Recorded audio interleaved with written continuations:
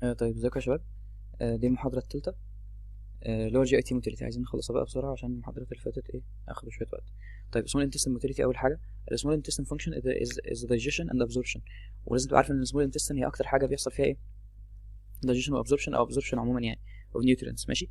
ال small intestine هتعمل كام حاجة؟ هتعمل 3 حاجات. أول حاجة هتميكس النيوترينتس والdigestive enzymes مع الدايجستيف انزيمز. وتاني حاجه هتكسبوز الدايجستيف نيوترينز دي للابزوربتيف ميوكوزا بتاعتها بعد ما يحصل لها دايجيشن. وتالت حاجه هتبروبيل النون ابزوربد ماتيريالز لللارج انتستين عشان تطلع مع الفيسز. تمام.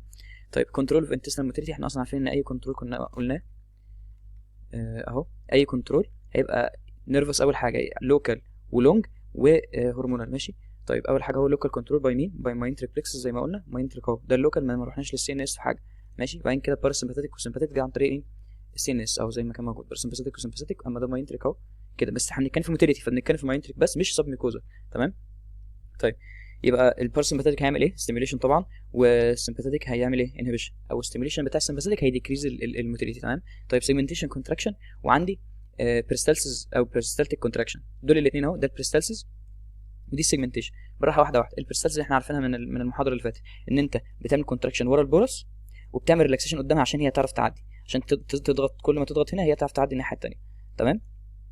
اما السيجمنتيشن، فالسيجمنتيشن عباره عن ايه؟ انا عندي كوره كبيره هي عايز اكسرها. ماشي. هي اصلا كانت عباره عن حاجه زي مستطيله كده، بس احنا كسرناها اصلا بالسيجمنتيشن ده. تمام.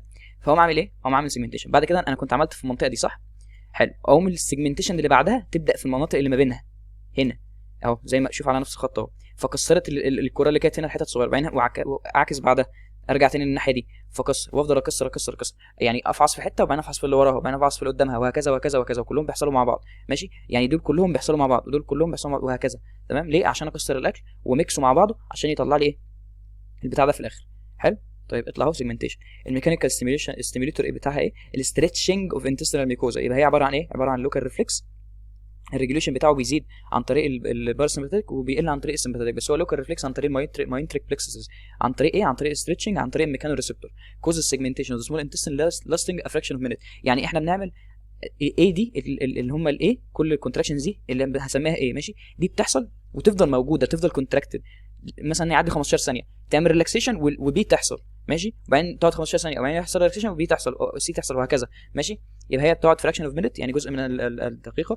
The contractions divide the intestine into spaced segments that have the appearance of a chain of sausage. عارف انت السجق هو بيبقى كده بس بيبقى مستطيل اكتر شويه.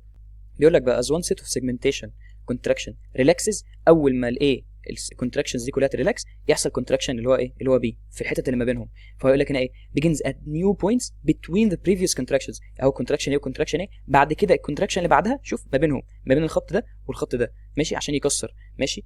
طيب this is repeated 3 to 4 times per minute. يبقى احنا ممكن نقول مثلا هو بيحصل كل 20 ثانيه 15 ثانيه وهكذا. causing mixing of the food with secretion of the small intestine. يبقى الفايده من هنا ايه؟ mixing of the food with secretion of small intestine. طيب ندخل بعد كده على البريستالتيك كونتراكشنز او البريستالسيس. الستيمولس بتاعها ايه؟ ستريتش برضو عن طريق مين؟ عن طريق الماينتريك برضو. ماشي. الفانكشن بتاعها ايه؟ ان هي هتمشي القايم. احنا كنا في الاول ده كانت بورس صح؟ طيب بعد ما كسرناها بقت قايم. ماشي. is propelled through the intestinal the small intestine elicited by مين؟ يعني الفانكشن ده هيتعمل عن طريق مين؟ عن طريق الميكانيزم. يبقى الميكانيزم هيؤدي للفانكشن ده. ايه الميكانيزم اللي هيؤدي ان القايم يحصل له بروبيل الكونتراكشن behind البولس، وبعد كده simultaneous relaxation in front of the bolus cause the chyme to be propelled forward. ودي يعني basic physics يعني. forward movement of the chyme is very slow. ماشي. بتقعد 3 ل 5 اور 3 ل 5 اور عم تعدي من اول البايلورس لحد ما توصل لحد مين؟ السمول انتستين. عشان كده انت بعد ما بتاكل بتقعد كتير قوي عم تدخل الحمام.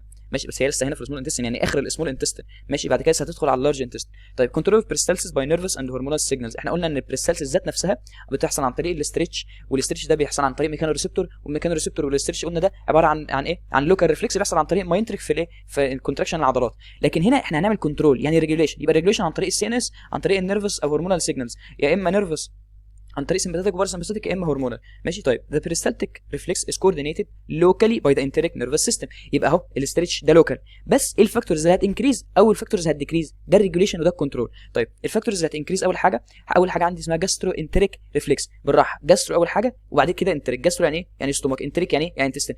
مش هو جايب لك جاسترو اول، يبقى الاستومك هي اللي هتاثر على الانتستين. يبقى ده الريفلكس في الاستومك بتاثر على الانتستين. ايه اللي هيحصل بقى؟ that is initiated by distension of the stomach. طب بالعقل كده من غير ما نقرا، distension of the stomach يعني السtomach هتكبر. هتتملى اكل، هتبقى عايزه الانتستين تعمل ايه؟ تفضي الاكل اللي فيها عشان الاستومك يبقى ليها مكان ان هي تفضي الاكل في تاني في الانتستين، وهكذا والدنيا تمشي ماشي. يبقى اهو distension of the stomach and conducted through mean myenteric plexuses from the stomach to the small intestine it causes increased peristalsis في الاليوم ماشي، والريلاكسيشن اوف ذا اليوسيكال سفنكتر. ليه؟ عشان الاليوم يفضي الاكل اللي فيه في اللارج انتستين، فالاليوم ذات نفسه او السمول انتستين عامه يبقى فيها مكان فاضي ياخد الاكل اللي متجمع في الاستومك ماشي. تو موف ذا انتستينال كونتنتس تو لارج انتستين. تاني حاجه ايه؟ باراسمباثيك هيعمل ستيميوليشن طبعا ماشي. باراسمباثيك ستيميوليشن هيعمل ايه؟ هيزود البريستالسيس. طيب الفاكتورز انهبيتنج بريستالسيس هيبقى السمباثيك ستيميوليشن هو اللي هينهبت تمام. طيب بريستالتيك كراش، رش يعني حاجه سريعه ماشي، حاجه سريعه. بريستالتيك كراش يعني ايه؟ يعني انقباضات بريستالسيس بس سريعه. هتحصل ازاي؟ الديفينيشن بتاعها تحفظه: powerful and rapid peristalsis caused by intense irritation of the intestinal mucosa. يعني ايه؟ يعني حصل irritation عالي قوي للانتستينال ميكوزا في حالات مثلا السيفير بكتيريا انفكشنز، بيعمل انفكشنز دايريه والكلام ده ماشي. ايه اللي بيحصل؟ The powerful peristaltic contraction travel long distances in the small intestine within minutes, sweeping the contents of the intestine into the colon to relieve the small intestine. يعني ايه؟ يعني انا مثلا الانتستين لقيت ان جواها حاجه بتعملها اريتيشن كتير قوي، هترجعها للسtomach هتعمل فوميتنج؟ لا، بتعمل ايه؟ بتقوم هي ممكن تعمل فوميتنج برضه، بس هي في العادي بتعمل ايه؟ هي عايزه تطلعها بره خالص، مش عايزه الانسان يرجع ويحصل قرف من ده يعني ماشي. فبتعمل ايه؟ بتقوم زقاه كله لقدام بسرعه جدا، توديه لمين؟ لللارج انتستين. حلو، عشان اللارج انتستين اصلا متعوده ان فيها حاجات irritable والكلام ده تمام، لكن السمول انتستين مش متعوده على الكلام ده. طيب the powerful peristaltic contraction travel long distances in the small intestine within minutes, sweeping the contents of the intestine to the colon to relieve small intestine of irritative كايم اند اكسسيف ديستنشن. او برضه ممكن يحصل البريستالتيك رش دي يبقى في اكسسيف ديستنشن في مين؟ في السمول انتستين ماشي. طيب الفانكشن اوف ذا اليوسيكال فالف والاليوسيكال سفنكتر. طيب فين الاليوسيكال فالف اهي والسفنكتر اهو ماشي. بالراحه كده بيقول لك اول حاجه البريشر والكيميكال اريتيشن ريلاكس سفنكتر واكسايت بريستالسيس. لو حصل بريشر هنا، لو في ديستنشن هنا في مين؟ في الاليوم ماشي، وحصل او مثلا في اريتيشن، قلنا ان ايه اللي هيحصل؟ هيزيد الكونتراكشن عشان يفرغ في مين؟ في اللارج انتستين اللي بتستحمل الاريتيشن ده عادي. فيحصل ايه للسفنكتر؟ السفنكتر يفتح، لازم يفتح. فيحصل ايه؟ يحصل ريلاكس للسفنكتر واكسايت بريستالسيس، يزود البريستالسيس ويفتح السفنكتر عشان يعدي الاكل اللي كان مضايق السمول انتستين ده ويروح لللارج انتستين اللي بتستحمل عادي ماشي. طيب فلويديتي اوف كونتنتس بروموت امتينج، برضو لما يبقى في فلويد كتير في الاليوم يوديه بسرعه على مين؟ على اللارج انتستين، لان اللارج انتستين هي المسؤوله عن ان هي تشفط الميه والفلويدز الكتيره من القيم تمام. طيب ثالث حاجه بريشر اور كيميكال اريتيشن ان سيكم. لو حصل بقى العكس، لو في السيكم في كيميكال اريتيشن او بريشر او ديستنشن، يعني في اكل كتير قوي هنا في السيكم، في اكل كتير قوي، هل هيبقى عايز ان الاليوم يفرغ فيه؟ لا، فيروح عامل العكس، يقوم عامل ريلاكسيشن في البريستالسيس هنا ويقفل السفنكتر، اكسايت السفنكتر اهو. بريستالسيس هيحصل لها انهبيشن واكسايت السفنكتر عشان يقفل وما يعديليش اكل لحد ما انا ابقى ايه؟ اتخلص من الاكل اللي معايا ده اول تمام. دي فاهم الحته دي يعني. طيب the function of the ileocecal valve is to prevent the backflow of fecal contents from the colon into the small intestine. زي اي فالف في الجسم بيبريفنت الباك فلو بتاع حاجه معينه كان بيحصل في الهارت وكانت بتحصل في الفينز ماشي. طيب control of emptying of small intestine contents into large intestine. ايه الكنترول؟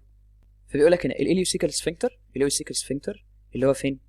الاليوسيكال سفنكتر ماشي. طيب normally remains mildly constricted يعني في constriction في ده بس ايه؟ على الهادي. سلو ده بيعمل ايه؟ بيسلو الامتينج اوف اليال كونتنتس في السيكم عشان بالراحه تمام. طيب the degree of contraction of the ileocecal sphincter بيعتمد على ايه؟ بيعتمد على الريفلكسز فروم السيكم. هو مين اللي بيعتمد عليهم؟ الاليوسيكال سفنكتر والانتنسيتي بتاعت البريستالسيس في الاليوم. يعني الانتنسيتي بتاعت البريستالسيس هنا والكونتراكشن بتاع السفنكتر ده بيعتمد على مين؟ بيعتمد على الريفلكسز من مين؟ من السيكم تمام، وبرده من الاليوم زي ما احنا قلنا، زي الريفلكسات دي كلها تمام. طيب the degree of contraction of the ileocecal ماشي from the cecum. when the cecum is distended زي ما احنا قلنا، لما يحط اكل كتير هنا، هل هيبقى عايز ده يفرغ فيه؟ لا، فيعمل ريلاكسيشن للبريستالسيس ويعمل اكسايتيشن للسفنكتر عشان يقفل تمام اهو. contraction of the ileocecal sphincter increases and ileal peristalsis is inhibited so that emptying of chyme into the cecum from the ileum is delayed لحد ما انا افضي اللي عندي تمام. طيب الموتيليتي اوف كولون. طيب بص لي بقى، انت ليه دايما اي حد بيبقى عنده امساك بيبقى دايما الستول بتاعه هارد؟ عشان البور موتيليتي او البور موتيليتي اللي بتقلل سرعه الباسنج بتاع الفود لهنا وهنا، بيزود وقت الامتصاص، فيحصل جريتر ابزوربشن. هو طول ما هو معدي هنا هو اصلا بيحصل له امتصاص للميه اللي فيه، فلما يبطئ الموتيليتي ويعدي بالراحه الامتصاص يزيد، فعشان كده بيبقى هارد فيسز ان ترانسفيرس كولون ويعمل لي كونستيبيشن تمام. اول حاجه هنا بيبقى لسه فلويد زي ما هو جاي من الايه؟ من السمول انتستين، بعد كده تحول هنا لسيمي فلويد، بعدين مش، المهم انت عارف يعني ايه مش، المهم سيمي مش هنا، وبعدين سيمي سوليد، وبعدين في الاخر يوصل في الريكتوم لايه؟ لسوليد. كل ده طبعا ما اعتقدش مهم يعني. طيب the principal function of the colon are ايه؟ absorption of water and electrolytes وبعدين تاني حاجه ايه الاستورج. السمول انتستين ما كانش ايه ما كانش ستورج، اما كانت فيها ابزوربشن وفيها دايجيشن. هنا مفيش دايجيشن، هنا ابزوربشن وستورج. تمام. طيب the proximal half of the colon is concerned with مين الابزوربشن. يعني هنا proximal half اهو اس كل ده مهم اكتر في ايه الابزوربشن، كل ده مهم اكتر في ايه الاستورج. حلو. طيب اهو proximal half of the colon is concerned with absorption and the distal half is with ايه with storage. The movement of the colon are normally sluggish يعني slow او lacking energy، حاجه هبطانه كده. and can be divided like small intestine into mixing movements and propulsive movement. مين الميكسنج موفمنت بتاعت السمول انتستين؟ كانت السيجمنتيشن. مين البروبulsive موفمنت؟ كانت البريستالسيس. طيب بالراحه بقى، ميكسنج موفمنت اللي هي ايه السيجمنتيشن، بس عندي هنا في الكولون. طيب انت لازم تعرف دول. ده الكوليك باند اللي هو التينيا كولاي، اداه واحد اهو 2 3 عشان كده اسمها 3. وعندك الهاستر اوف كولون يعني دي الساكيولز اللي طالعه ونازله وتحس ان هو مكيس كده. والابيبلويك اميديز دي الزوايد الدهنيه الموجوده فين في الكولون. طيب ميكانيزم اللارج اللي هي عباره عن large circular constrictions occur in the large intestine. ماشي. after few minutes new contractions occur in other areas. زيها زي مين؟ زي السيجمنتيشن بالظبط. طيب يعني ايه ماس موفمنت؟ طيب يعني ايه ماس موفمنت؟ الماس موفمنت هو موديفايد تايب من البريستالسيس، هو بريستالسيس بس موديفايد.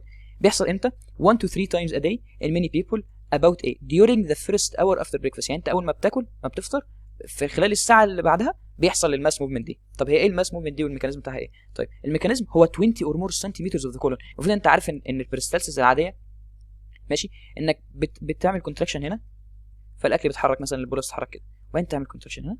لا في الكولون مش الكلام ده. الكولون الماس موفمنت اللي في الكولون عباره عن ايه؟ عباره عن انك بتقوم كونستريكت حته كبيره قوي وتقوم مودي كميه كبيره قوي من الاكل لجوه وهكذا. بس بتحصل كام مره؟ 1 to 3 times a day بس. ماشي. ميكانيزم 20 or more centimeters of the colon contract as a unit propelling the fecal material distally for long distances from the transverse colon مثلا to the sigmoid colon بعدين كده للريكتم وهكذا. appearance of mass movements after meal is facilitated by gastrocolic reflex. يعني مين اللي بيعمل الماس موفمنت؟ الجاستروكوليك ريفلكس. طب بالراحه، احنا مش كنا قلنا ان الجاسترو انتريك جاي من الاستومك للسمول انتستين؟ ده الجاستروكوليك من الاستومك لمين؟